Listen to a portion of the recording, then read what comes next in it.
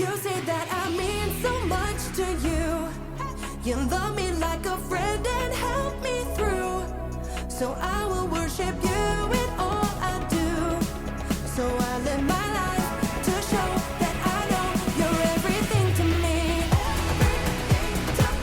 You're everything to me. You're everything to me.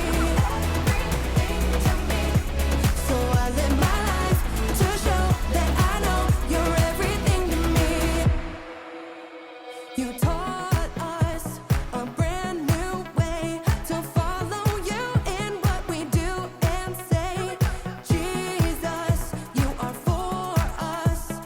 Help us be more like you every day. Jesus, I thank you. I just want to sing. You're all that I need. You say that I mean so much to you. You love me like a friend and help me through. So I will worship you in all I do. So I live my life to show that I know you're everything to me. You're everything to me. You're everything to me. So I live my life to show that I know you're everything to me. I'm gonna lift my voice to you. Jesus, you make me sing. I'm gonna live my life for you. You're everything to me. I'm gonna lift my voice to you. Jesus, you make me sing. I'm gonna live my life for you. You're everything to me. You say that I mean so much to you. You love me like a friend and help me through. So I will worship you in all I do.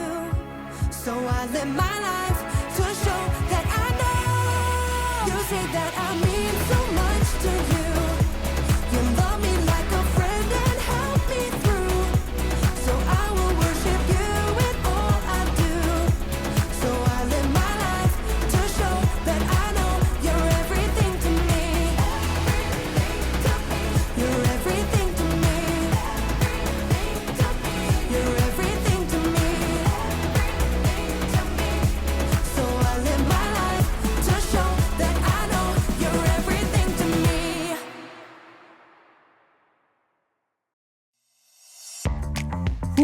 Hey guys, welcome to Story Lab.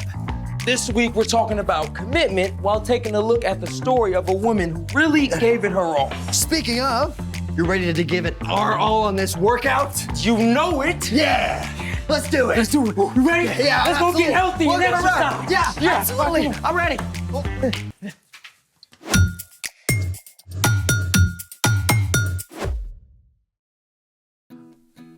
Hey, I'm Carter. And I'm Zeke. And we're talking about commitment, which is making a plan and putting it into practice. Woo!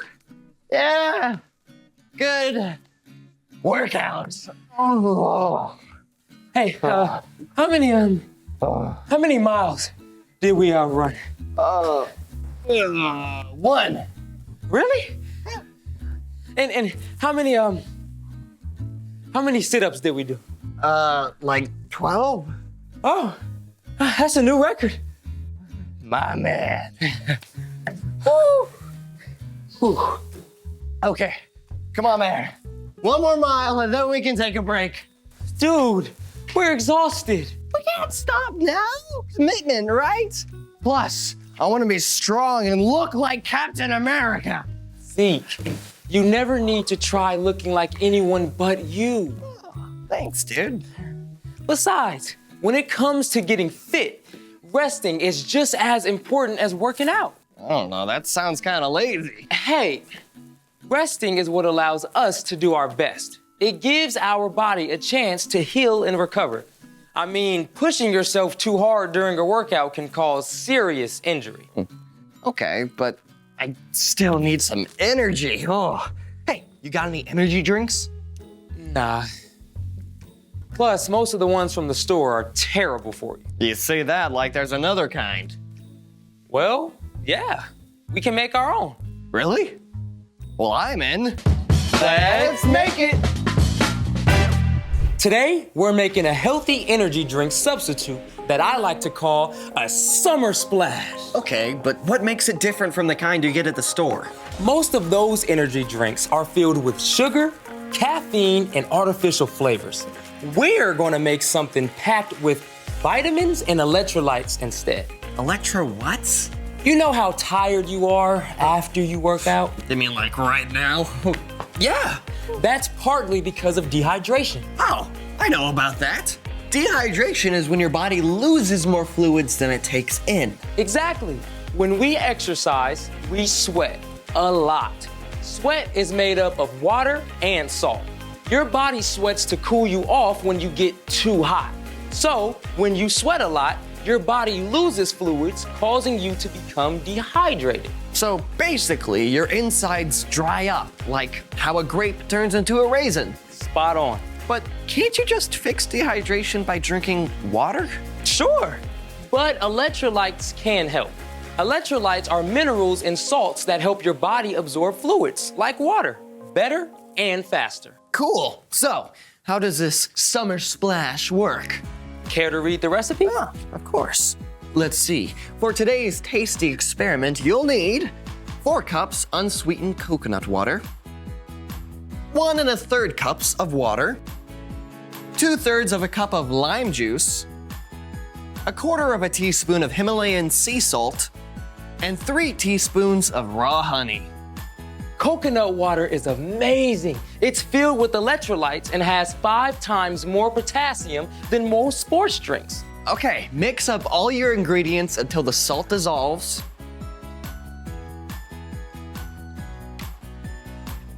And enjoy. Simple, easy, and hopefully tasty. Nice summer splash. Thank you. Whew. Ready for the taste test? Oh yeah. Cheers. Oh, that is super refreshing. Whew. I can already feel my energy returning. Told you. You gotta take care of yourself before you can give it your all. Speaking of giving your all, it's time for The story before the story. Today, we're in the book of Mark, one of the 4 gospels that tell the story of Jesus. Mark was a close friend of Peter and likely recorded Peter's stories of following Jesus for the new believers then and for us today. For 3 years, Jesus traveled all across Israel and Judah with his disciples. He gave himself completely to helping people and teaching them about God's kingdom. During his travels, Jesus healed the sick, performed miracles, and gave epic sermons to huge crowds. In everything he did, Jesus lived fully for God and taught others to do the same. Which is where our story starts. Take it away. Hey everyone, I'm Brian. Today's story is about a woman who truly gave everything that she had for God. One day, Jesus was teaching in the temple courtyard as some religious leaders watched. Now, these men wanted to get rid of Jesus because he challenged the way they had always done things. They often looked for ways to trick or trap him. Jesus knew what they were thinking. Watch out for the teachers of the law. They love to have the most important seats. They take over the houses of widows. They say long prayers to show off. A short time later, Jesus went and sat down across from the place at the temple where people came to present their offerings to God. As Jesus watched, some rich men dropped large amounts of money into the offering boxes. The disciples probably noticed too. Whoa, look at that. Yeah, they must really love God. And striking poses, apparently. Just then, a poor widow came up and put 2 very small copper coins into the offering box. They were only worth a couple pennies. Jesus called his friends to come to him. Doesn't sound like much, huh? But you have to understand, at that time, most women couldn't work at a job outside the home. They had to depend on their husbands. So a widow, a woman whose husband had died, often had very little money or anything else.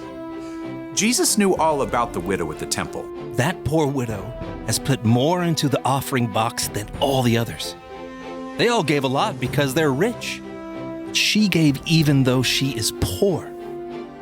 She put in everything she had. That was all she had to live on. Wow. That makes 2 little coins. Seem like $1 million. Jesus looked beyond outside appearances. He knew that it was easy for the rich man to give lots of money, they'd never miss it. But the poor widow gave up everything that she had to honor God. And we still remember and tell her story today. The end. So, even though this widow gave the least amount of money, She actually gave the most. Exactly. Giving isn't always about what or how much you give, it's about the heart behind it. So, what's our part in the story? Well, the widow gave everything she had to God. Even though it wasn't much, she didn't keep anything back. And we can do the same. Sometimes that could be giving money, but often it's how we give other things we have, like our time or a good attitude. so say my mom tells me to clean my room. Instead of just chucking some shirts in the hamper, I could actually put things away. That's a good one. Or if you're hanging out with a friend, you could share your favorite toys and games instead of just the ones you don't care about. That's right. See, if you keep your eyes open, you can find ways to live fully for God in everything you do, whether it's at home, at school, or anywhere. Jesus once told his followers, anything you do for one of the least important of these brothers and sisters of mine, you do for me. So anytime we do stuff for other people, It's like we're doing it for God. I think you got it. See you next time. So here's the thing. Practice living for God. Speaking of practice, are you ready to get back training and finish that last mile? You know it. Ready. All right. Thanks for joining us in the Story Lab. See you next time. All right. All right, let's go. You ready? Yes. Let's do it. Ready? Don't try that at home.